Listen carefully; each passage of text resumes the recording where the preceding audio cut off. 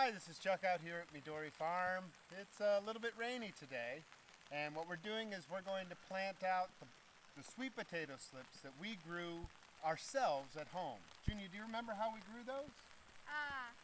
So first we had a pot of soil, and then we put those sweet potatoes in. Oh, whole sweet potato? Yes. Inside the soil. That's right. And then we kept it watered, right? Yes. And then after that, we took this in like 2 months. 2 months later, We took the slips. That's right, slips. They were growing out of the sweet potato, right? Out, and then we just put them in a glass of water. Like this? Yes. And what happened? They just grew roots. That's right, the roots grew out like this. And now what can we do with this?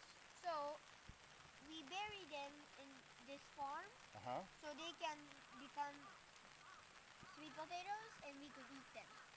Great. Well, let's see you do it. Go ahead.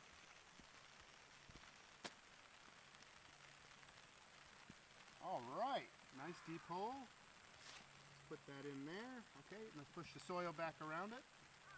That's right. And just like that. Okay. Nice job. Okay, well, we've got several to do here, and keep watching.